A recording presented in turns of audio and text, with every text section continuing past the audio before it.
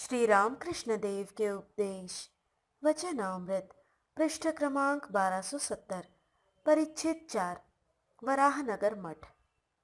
रविंद्र का पूर्व जीवन। आज सोमवार है 9 मई 1887। ज्येष्ठ कृष्ण की द्वितीया। नरेंद्र आदि भक्तगण मठ में हैं। शरद, बाबूराम और काली पुरी गए हुए हैं और निरंजन माता को देखने के लिए। मास्टर आए हैं। भोजन आदि के पश्चात मठ के भाई जरा देर विश्राम कर रहे हैं। गोपाल गाने की कॉपी में गाना उतार रहे हैं। दिन ढल रहा है। रविंद्र पागल की तरह आकर उपस्थित हुए। नंगे पैर, काली धारी की सिर्फ आधी धोती पहने हुए हैं। पागल की तरह आंखों की पुतलियां घूम रही हैं। लोगों ने पूछा, क्या हुआ? रविंद्र ने कहा, जरा देर बाद बतलाता हूं। मैं अब और घर न लौटूंगा, यही आप लोगों के साथ रहूंगा। उसने विश्वासघात किया। जरा देखिए तो साहब, पूरे 5 साल की आदत, सो शराब पीना तक मैंने उसके लिए छोड़ दिया। आज 8 महीने हुए मुझे शराब छोड़े। इसका फल यह कि वह पूरी धोखेबाज निकली। मठ के भाइयों ने कहा, तुम जरा ठंडे हो लो। तुम आए किस सवारी से? रविंद्र, मैं कलकत्ते से बराबर नंगे पैर पैदल चला आ रहा हूं। भक्तों ने पूछा, तुम्हारी आधी धोती क्या हो गई? रविंद्र ने कहा, आते समय उसने धरपकड़ की, इसी में आधी धोती फट गई। भक्तों ने कहा, तुम गंगा स्नान करके आओ, आकर ठंडे हो, फिर बातचीत होगी। रविंद्र का जन्म कलकत्ते के एक बहुत ही प्रतिष्ठित कायस्थ वंश में हुआ है। उम्र 20-22 साल की होगी। श्री रामकृष्ण को उन्होंने दक्षिणेश्वर काली मंदिर में देखा था और उनकी कृपा प्राप्त की थी। एक बार 3 रात लगातार वहां रह भी चुके थे। स्वभाव के बड़े मधुर और कोमल हैं। श्री रामकृष्ण इन पर बड़ा स्नेह करते थे, परंतु उन्होंने कहा था, तेरे लिए अभी देर है, अभी तेरे लिए कुछ भोग बाकी हैं, अभी कुछ न होगा। जब डाकू छापा मारते हैं तब ठीक उसी समय पुलिस कुछ नहीं कर सकती। जब हलचल कुछ शांत हो जाती है तब पुलिस आकर गिरफ्तार करती है। आज रविंद्र वारांगना के जाल में पड़ गए हैं, परंतु और सब गुण उनमें हैं। गरीबों के प्रति दया, ईश्वर चिंतन, यह सब उनमें है। वैश्या को विश्वासघातक जानकर आधी धोती पहने हुए मठ में आए हैं। संसार में अब नहीं लौटेंगे, इसका उन्होंने दृढ़ संकल्प कर लिया है। रविंद्र गंगा स्नान के लिए जा रहे हैं। परामाणिक घाट पर जाएंगे। एक भक्त भी साथ जा रहे हैं। उनकी हार्दिक इच्छा है कि साधुओं के साथ इस युवक में चेतना का संचार हो।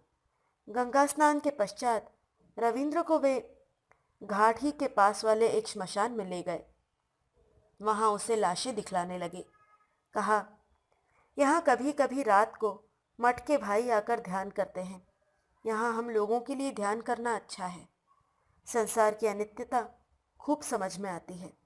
उनकी यह बात सुनकर रविंद्र ध्यान करने के लिए बैठे, परंतु ज्यादा देर तक ध्यान नहीं कर सके। मन चंचल हो रहा था। दोनों मठ लौटे। पूजा घर में आकर दोनों ने श्री रामकृष्ण के चित्र को प्रणाम किया। भक्त ने कहा, मठ के भाई इसी कमरे में ध्यान करते हैं। रविंद्र जरा देर के लिए ध्यान करने बैठे, परंतु ध्यान अधिक देर तक न हो सका। मास्टर, क्या मन बहुत चंचल हो रहा है? शायद इसलिए तुम इतनी जल्दी उठ पड़े। शायद ध्यान अच्छी तरह जमा नहीं।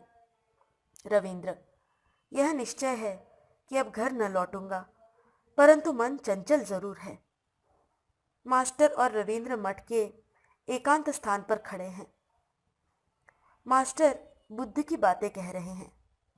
देव कन्याओं का एक गाना सुनकर बुद्ध को पहले पहल चैतन्य हुआ था। आजकल मठ में बुद्ध चरित्र और चैतन्य चरित्र की चर्चा प्रायः हुआ करती है। मास्टर वही गाना गा रहे हैं। रात को नरेंद्र, तारक और हरीश कलकत्ते से लौटे। आते ही उन्होंने कहा, ओह, खूब खाया। कलकत्ते में किसी भक्त के यहाँ उनकी दावत थी। नरेंद्र और मठ के दूसरे भाई मास्टर तथा रविंद्र आदि भी दानवों के कमरे में बैठे हुए हैं। मठ में नरेंद्र को रविंद्र का सब हाल मिल चुका है। दुखी जीव तथा नरेंद्र का उपदेश। नरेंद्र गा रहे हैं। गाते हुए रविंद्र को मानो उपदेश दे रहे हैं। गाने का भाव। तुम मोह और कुमंत्रणाएं छोड़ उन्हें समझो। तुम्हारी संपूर्ण व्यथा इस तरह दूर हो जाएगी। नरेंद्र फिर गा रहे हैं। पी ले अवधूत हो मतवाला, प्याला प्रेम हरि रस का रे। बाल अवस्था खेली गवायो, तरुण भयो नारी बस का रे। वृद्ध भयो कफवायु ने घेरा, खाट पड़ो रहियो शाम सकारे। नाभि कमल में है कस्तूरी, कैसे भरम मिटे पशुकारे। बिन सद्गुरु नर ऐसे ही ढूंढे, जैसे मिरिक फिरे वनकारे।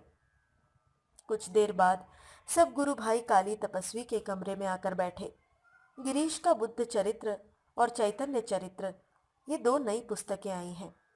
नरेंद्र, शशि, राखाल, प्रसन्न, मास्टर आदि बैठे हुए हैं। नए मठ में जब से आना हुआ है तब से शशि श्री रामकृष्ण की पूजा और उन्हीं की सेवा में दिन रात लगे रहते हैं। उनकी सेवा देखकर दूसरों को आश्चर्य हो रहा है। श्री रामकृष्ण की बीमारी के समय वे दिन रात जिस तरह उनकी सेवा किया करते थे, आज भी उसी तरह अनन्य चित्त होकर भक्तिपूर्वक उनकी सेवा किया करते हैं। मठ के एक भाई बुद्ध चरित्र और चैतन्य चरित्र पढ़ रहे हैं। स्वर सहित जरा व्यंग के भाव से चैतन्य चरित्र पढ़ रहे हैं। नरेंद्र ने उनसे पुस्तक छीन ली और कहा, इस तरह कोई अच्छी चीज को भी मिट्टी में मिलाता है। नरेंद्र स्वयं चैतन्य देव के प्रेम वितरण की कथा पढ़ रहे हैं। मठ के एक भाई, मैं कहता हूं कोई किसी को प्रेम नहीं दे सकता। नरेंद्र, मुझे तो श्री रामकृष्ण देव ने प्रेम दिया है। मठ के भाई, अच्छा, क्या सचमुच ही तुम्हें प्रेम दिया है? नरेंद्र, तू क्या समझेगा, तू ईश्वर के नौकरों के दर्जे का है। मेरे सब पैर दाबेंगे, शर्ता मित्तर और देसो भी। सब हंसते हैं। तू शायद यह सोच रहा है कि तूने सब कुछ समझ लिया। हास्य। मास्टर, स्वगत। श्री रामकृष्ण ने मठ के सभी भाइयों के भीतर शक्ति का संचार किया है, केवल नरेंद्र के भीतर ही नहीं। बिना इस शक्ति के क्या कभी कामिनी और कांचन का त्याग हो सकता है? दूसरे दिन मंगल है, 10 मई। आज महामाया की पूजन तिथि है। नरेंद्र तथा मठ के सब भाई आज विशेष रूप से जगन्माता की पूजा कर रहे हैं। पूजा घर के सामने त्रिकोण यंत्र की रचना की गई। होम होगा। नरेंद्र गीता पाठ कर रहे हैं। मणि गंगा स्नान को गए। रविंद्र छत पर अकेले टहल रहे हैं। स्वर समेत नरेंद्र स्तवन पढ़ रहे हैं। रविंद्र वहीं से सुन रहे हैं। रविंद्र गंगा स्नान करके आ गए। धोती भीगी हुई है। नरेंद्र मणि के प्रति एकांत में, यहां देखो, नहाकर आ गया। अब इसे संन्यास दे दिया जाए तो बहुत अच्छा हो। नरेंद्र और मणि हंसते हैं। प्रसन्न ने रविंद्र से भीगी धोती उतारने के लिए कहा। साथ ही उन्होंने गेरुआ वस्त्र भी दिया।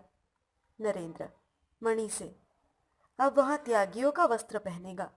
मणि हंसकर, किस चीज का त्याग? नरेंद्र, काम कांचन का त्याग। गेरुआ वस्त्र पहनकर रविंद्र एकांत में काली तपस्वी के कमरे में जाकर बैठे। जान पड़ता है कि कुछ ध्यान करेंगे।